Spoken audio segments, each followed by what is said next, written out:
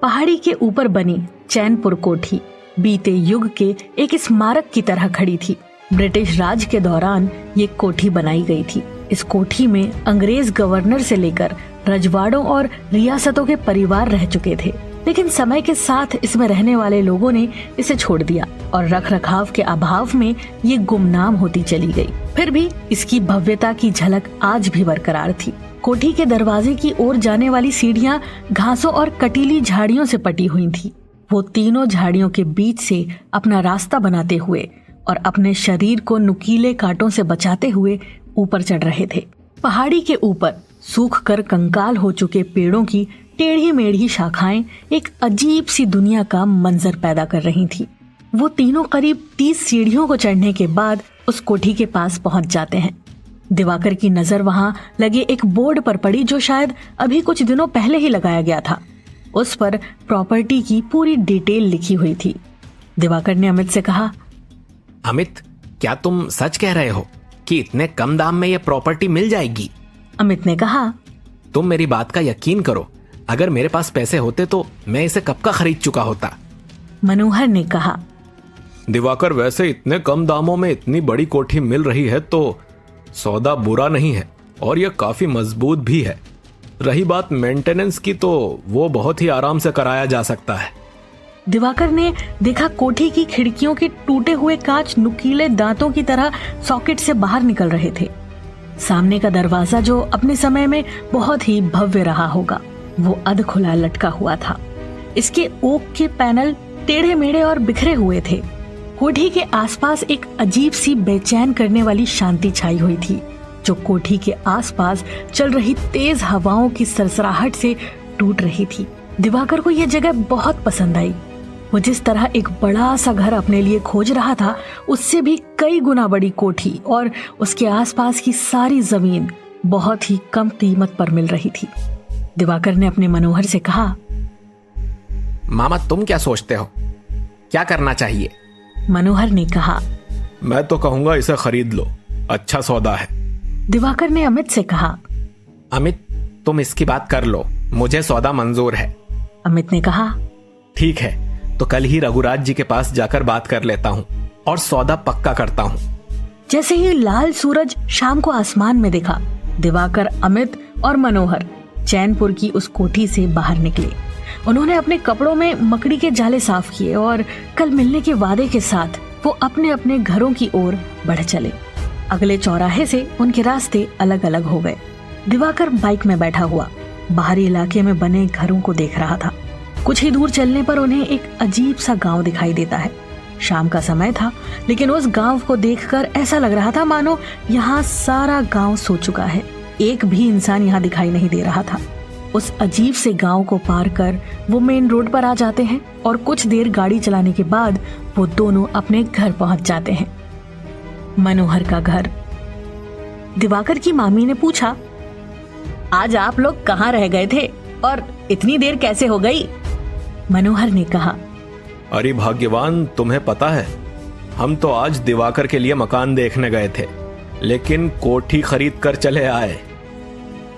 और ये कहते हुए मनोहर हंसने लगा। दिवाकर की मामी उमा ने कहा, बेटा दिवाकर, इनकी मजाक करने की आदत आज तक नहीं गई।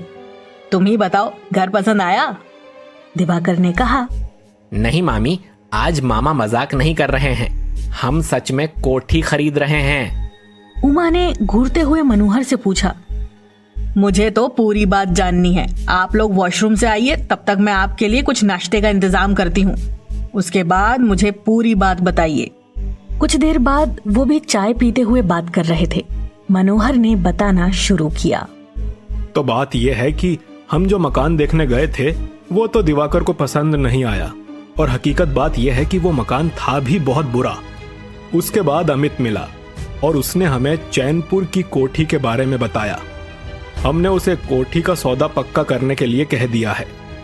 उमा ने चौंकते हुए कहा, क्या चैनपुर की कोठी? नहीं नहीं दिवाकर बेटा, तुम कोई और मकान देख लो, लेकिन उसे मत खरीदो। मेरे दादा और पिताजी बताते थे कि ये कोठी श्रापित है। वहाँ जो भी रहा है वो कभी सुखी नहीं रह सका। और तो और उस कोठी को बनवाने वाला अंग्रेज व्यापारी भी कुछ दिनों बाद ही उसे छोड़कर कहीं गायब हो गया था। मनोहर ने कहा, कैसी बातें कर रही हो? अमित का घर उस कोठी के पास ही है और वहां तो अब पूरी कॉलोनी बस चुकी है। उन्होंने तो कुछ नहीं बताया और इस पुरानी और मनगढ़ंत बातों में पड़कर इतने अच्छे सौदे को हाथ से नहीं जाने दे सकते। दिवाकर ने कहा, मामी ये सब दकियानुसी बातें हैं। मेरी जब सुंदरगढ़ में पोस्टिंग हुई थी तब उस गांव के लोगों में भी कुछ ऐसी ही कहानियां फैली हुई थी। जब हमने सर्च अभियान शुरू किया तो कुछ ही दिनों में पता चल गया कि कुछ शरारती लोग ही गांव वालों को डराने के लिए हरकतें कर रहे थे। इसीलिए आप चिंता मत करो। उमा उन दोनों की बातें सुनकर चुप हो जाती है, लेकिन उसका मन शंका से भर चुका था। दिवाकर और मनोहर अपनी बातों में लग जाते हैं। अगले दिन वो रघुराज जी से मिलकर कोठी का सौदा कर लेते हैं। तहसील के एक अधिकारी ने कहा, सारी फॉर्मेलिटीज पूरी हो चुकी है। आज से दिवाकर जी आप इस कोठी के मालिक हैं। बधाई हो। दिवाकर ने उन सभी का धन्यवाद किया और अमित को कोठी की मरम्मत की जवाबदारी देकर वो अपने गांव चला गया। दिवाकर कुछ दिन बाद अपने गांव से पैसे और 1 महीने तक रुकने के लिए सारा बंदोबस्त करके एक बार फिर अपने मामा के घर आ रहा था। उसके घर वाले बहुत खुश थे। अब उनका भी शहर में एक घर होगा और वो भी इतना बड़ा। बच्चे तो उसके साथ ही आने की जिद कर रहे थे, लेकिन दिवाकर ने कहा कि घर पूरी तरह तैयार हो जाए, उसके बाद हम सब वहीं चलेंगे। कुछ लोगों की भीड़ बहुत जोर जोर से चिल्ला रही थी, दरवाजा खोलो, दरवाजा खोलो। आज मैं तुम सबको जान से मार दूंगा, वरना मेरी बेटी वापस कर दो। दिवाकर ने उसके दरवाजे से आ रही आवाज को सुना। उसने घड़ी पर देखा, रात के 2 बज रहे थे। पास ही लेटी उसकी पत्नी मैथिली भी शोर सुनकर जाग गई थी। उसने दिवाकर से कहा, ये शोर कैसा और ये हमें मारने के लिए क्यों कह रहे हैं? दिवाकर ने मैथिली से कहा, तुम घबराओ नहीं, मैं अभी जाकर देखता हूँ। मैथिली ने कहा, नहीं नहीं, मैं आपको अकेले नहीं जाने दूंगी, मैं भी आपके साथ चलूंगी। चैनपुर की कोठी में दिवाकर और उसके परिवार को रहते हुए अभी 1 सप्ताह ही हुए थे। दिवाकर यहाँ अपने बेटे, बेटी और पत्नी के साथ आया था। उसके माता पिता कुछ दिन बाद आने वाले थे। दिवाकर ने दरवाजे के पास जाकर देखा कि गांव के कुछ लोग हाथों में लाठी डंडे लिए दिवाकर को मारना चाह रहे थे। दिवाकर ने दरवाजा खोला ही था, दरवाजे पर लात मारकर कुछ लोग सीधे उसके घर में घुस गए और घर की तलाशी लेना शुरू कर दिया। उनमें से एक आदमी, जिसका नाम चंदन था, ने दिवाकर को पकड़ते हुए कहा, जल्दी बता, मेरी बेटी कहाँ है? अगर मेरी बेटी को कुछ हुआ तो मैं तुझे और तेरे परिवार को जिंदा जला दूंगा। घर की तलाशी लेने के बाद भी जब चंदन को उसकी बेटी नहीं मिली तो चंदन आग बबूला हो गया। वहाँ मौजूद लोग गुस्से में आकर दिवाकर और उसके परिवार को लाठियों से मारने लगे। दिवाकर और उसके घर वालों ने चंदन और उसके साथियों को रोकने की कोशिश की, लेकिन उनकी किसी ने नहीं सुनी। दिवाकर के बच्चे और पत्नी को भी चोट आई थी। तभी एक आदमी ने चीखते हुए कहा, चंदन रुक जा, तेरी बेटी उषा मिल गई है। ये सुनकर वहाँ मौजूद सभी लोग हैरान हो जाते हैं और दिवाकर और उसके परिवार को छोड़कर वहाँ से चले जाते हैं। दिवाकर को बहुत चोट आई थी और इस घटना से उसका पूरा परिवार बहुत डरा हुआ था। दूसरे दिन दिवाकर के यहाँ ब्रजवासी काका आए। ब्रजवासी काका ने बताया कि चंदन इसी गांव का रहने वाला है, जिसकी कल रात से जवान बेटी गायब थी। वो काफी परेशान था, सब जगह खोज की, लेकिन वो कहीं नहीं मिली। तब वो तुम्हारे पास आया। दिवाकर ने ब्रजवासी काका से कहा, लेकिन काका, उसे कैसे यकीन था कि उसकी बेटी हमारे पास है? ब्रजवासी काका ने कहा, दरअसल बात यह है कि इन गांव वालों के मन में इस कोठी को लेकर बहुत खौफ है। वो इस कोठी को श्रापित मानते हैं। इस कोठी के बारे में एक कहानी है कि कुछ समय पहले एक परिवार इस कोठी में रहने के लिए आया। जैसे ही उस परिवार ने यहाँ रहना शुरू किया तो गांव से जवान लड़कियां गायब होना शुरू हो गईं। कई दिनों बाद इस रहस्य का खुलासा हुआ कि इस हवेली में बना गुप्त तहखाना है, जहां सभी लड़कियों की लाश मिली थी।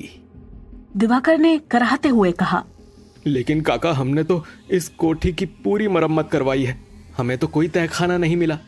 ब्रजवासी काका ने दिवाकर से कहा, इन गांव वालों ने भी कई बार उस तहखाने की खोज करनी चाहिए, लेकिन वो इन्हें भी नहीं मिला। ये सब बकवास बातें हैं। अब इन गांव वालों को कौन समझाए। और रही बात चंदन की बेटी की, तो वो अपने प्रेमी के साथ शहर छोड़कर जा रही थी। उसे उसके दोस्त के साथ गांव के कुछ लोगों ने बस स्टैंड पर पकड़ लिया था। खैर, ये सब छोड़ो तुम और आराम करो। अब आगे से ऐसा कुछ नहीं होगा। ठीक है, अब मैं चलता हूँ, फिर आऊंगा। ब्रजवासी काका के जाने के बाद दिवाकर के मन में ना जाने क्यों उनकी कहीं बातें घर कर गई थी। वो देखना चाहता था कि कहीं गांव वालों की बातें सच तो नहीं है। दोपहर के समय दिवाकर घड़ी के सहारे चलते हुए घर के कमरों में तहखानों की ओर जाने का रास्ता खोज रहा था।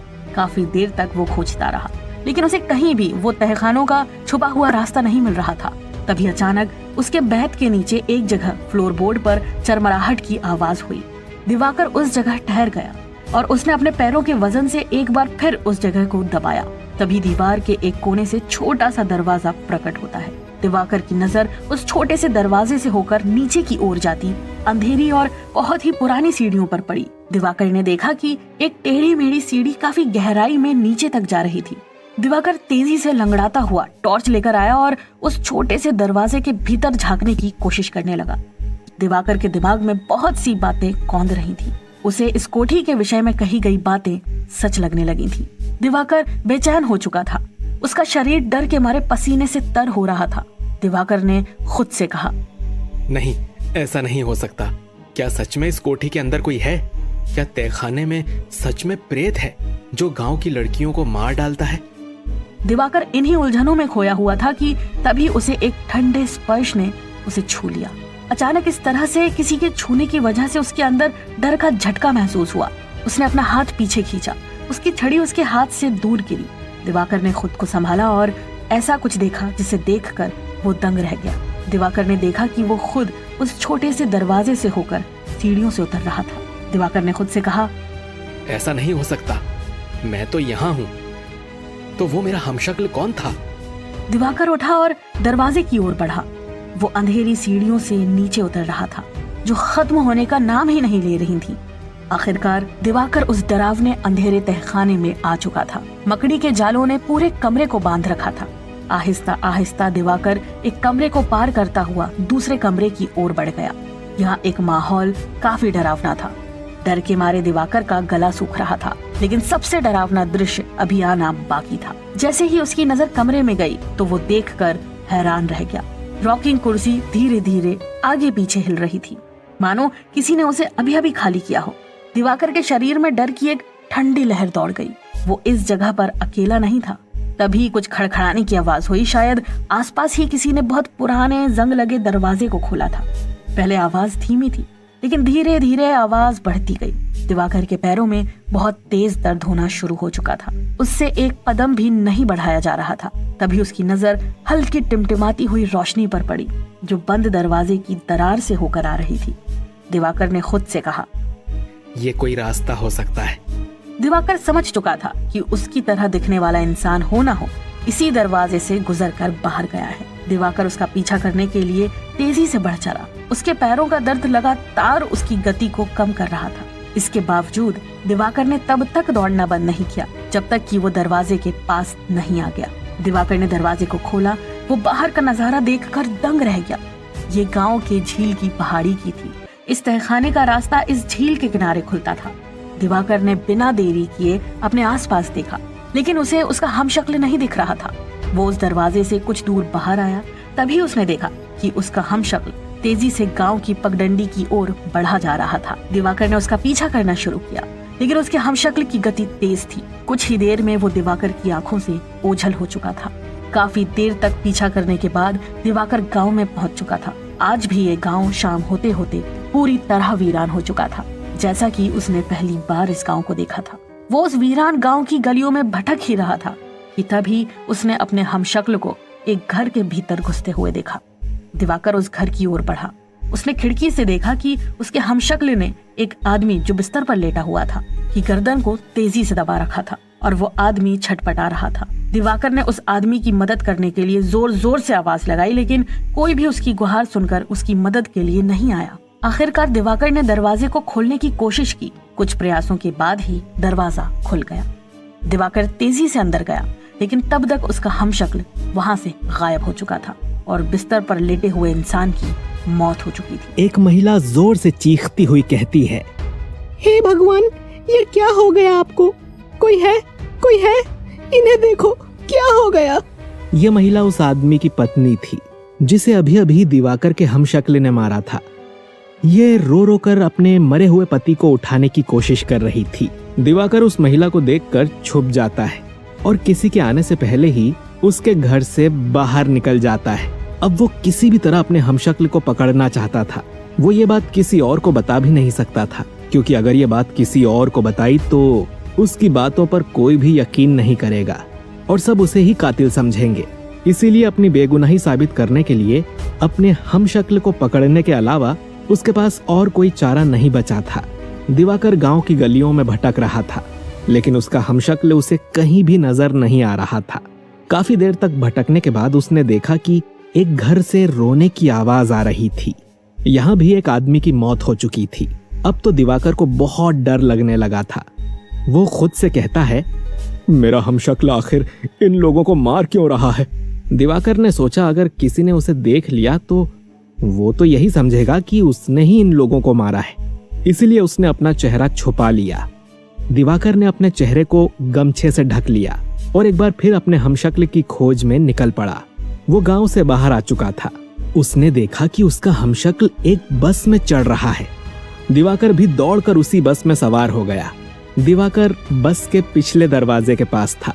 वो वहीं से देख रहा था कि उसका हमशक्ल दरवाजे पर बस कंडक्टर के पास ही खड़ा था। बस चल रही थी।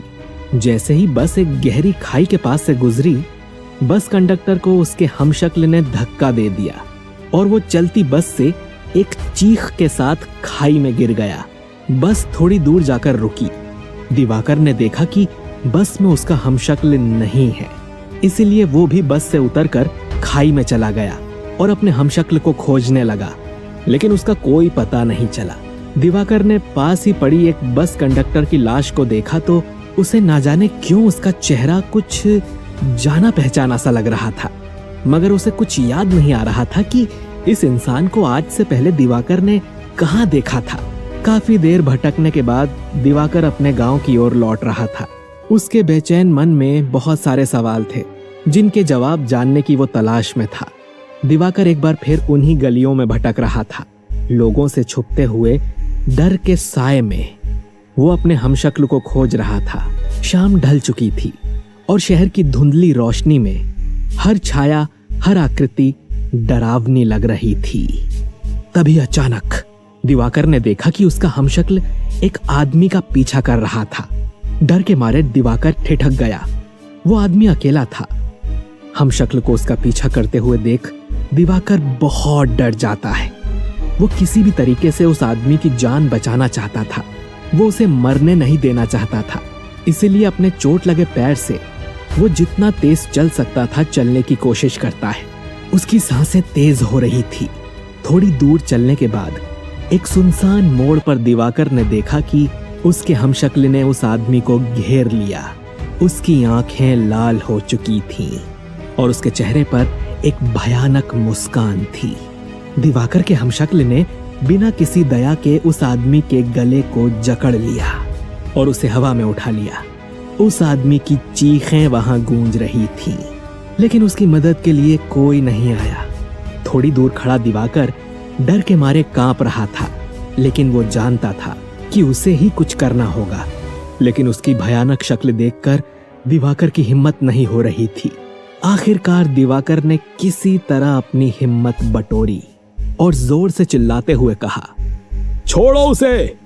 दिवाकर का हमशक्ल उसकी ओर मुड़ा। उसकी आंखें गुस्से से जल रही थीं। तुम्हें क्या चाहिए और तुम लोगों को क्यों मार रहे हो? बहुत ही गुस्से से भरी आवाज में दिवाकर के हमशक्ल ने कहा, यह जानने के लिए तुम्हें मेरे पास आना होगा। दिवाकर जानता था कि अगर वो मना करता है तो वो आदमी मर जाएगा। उसने गहरी सांस ली और कहा, ठीक है, मैं तुम्हारे पास आता हूं, लेकिन तुम उसे नहीं मारोगे। दिवाकर जैसे ही अपने हमशक्ल के पास गया तो दिवाकर के हमशक्ल ने आदमी को छोड़ दिया और धीरे धीरे अंधेरे में ही कहीं गायब हो गया। दिवाकर ने देखा कि जिस आदमी को उसके हमशक्ल ने पकड़ रखा था वो चंदन था, जो कल रात अपनी बेटी को खोजते हुए उनके घर आया था। दिवाकर ने आखिरी बार चंदन की अजीब सी चीख सुनी और फिर सब कुछ शांत हो गया। दिवाकर बहुत जोर से चिल्लाया, मेरे मना करने के बाद भी तूने इसे मार दिया। कौन है तू? जो मेरी शक्ल लेकर निर्दोष लोगों को मार रहा है? आखिर चाहता क्या है तू? दिवाकर चंदन की लाश के पास बैठकर रो रहा था कि तभी उसकी पीठ पर किसी ने हाथ रखा। दिवाकर ने पलटकर देखा तो ये ब्रिजवासी काका थे। ब्रिजवासी काका ने कहा कि दिवाकर, तुम अभी तक घर क्यों नहीं गए और तुम इस तरह रो क्यों रहे हो? ब्रिजवासी काका को देखकर दिवाकर ने पूरी बात उन्हें बताई।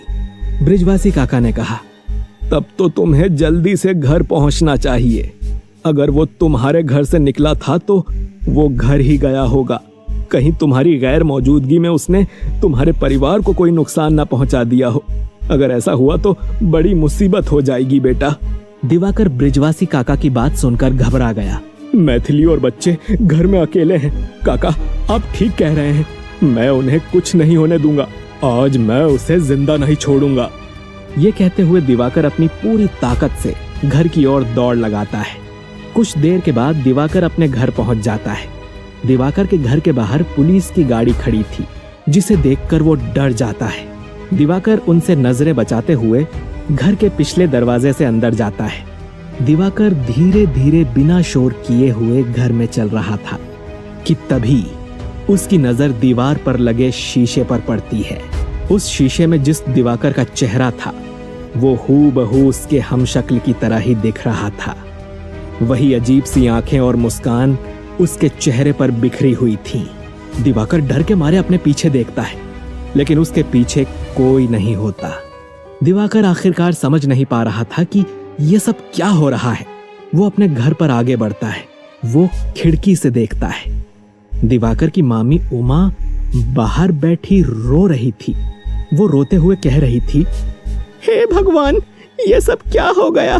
मैंने दिवाकर को मना किया था इस मनहूस कोठी को लेने के लिए, लेकिन वो नहीं माना। इतना कहकर वो एक बार फिर फूट फूट कर रोने लगी। ये सुनकर दिवाकर की बेचैनी और बढ़ गई। उससे रहा नहीं गया और वो कमरे से बाहर निकल आया। बाहर आकर उसने जो दृश्य देखा उसे देखकर वो चकरा गया। दिवाकर ने देखा कि उसकी पत्नी मैथिली और उसके दोनों बच्चों की लाश सामने रखी हुई थी। उसे अपनी आंखों पर विश्वास नहीं हो रहा था। उसे यकीन हो चुका था कि इन्हें भी उसी हमशक्ल ने मारा होगा। वो गुस्से से उठा और तेजी से कमरे की ओर बढ़ा ही था कि दिवाकर का पैर जमीन पर रखी एक लाश से टकरा गया और वो गिर गया। दिवाकर ने देखा कि ये उसकी खुद की लाश थी। अपनी लाश को देखकर दिवाकर पागल सा हो गया। तभी उसके मामा और पुलिस की बातें उसके कान में पड़ी। देखिए मनोहर जी, हमने पता किया है, जिन लोगों ने कल आपके भांजे और उसके परिवार को मारा था, आज उन सभी की किसी न किसी हादसे की वजह से मौत हो चुकी है। उनमें से एक भी नहीं बचा। मनोहर ने कहा, लेकिन ये कैसे हो सकता है? पुलिस इंस्पेक्टर ने कहा, यह हमारी भी समझ नहीं आ रहा, मगर यह सच है। उन सभी की लाशों को भी इनके साथ ही पोस्टमार्टम के लिए भेजा जा रहा है। दिवाकर को उनकी बातें सुनकर सारा मामला समझ में आ जाता है। दिवाकर खुद से कहता है, तो क्या मैंने ही उन सबको मारा है? इसका मतलब वो हमशक्ल कोई और नहीं बल्कि खुद मैं था। दिवाकर खड़ा होता है और देखता है कि ब्रिजवासी काका उसके पास ही खड़े हैं। ब्रिजवासी काका दिवाकर से कहते हैं, दिवाकर बेटा, घबराने की जरूरत नहीं है। मैडम हम सबका ध्यान रखेंगी। ये कहकर ब्रिजवासी काका एक डरावनी मुस्कान के साथ उसे घर के अंदर लेकर चले जाते हैं।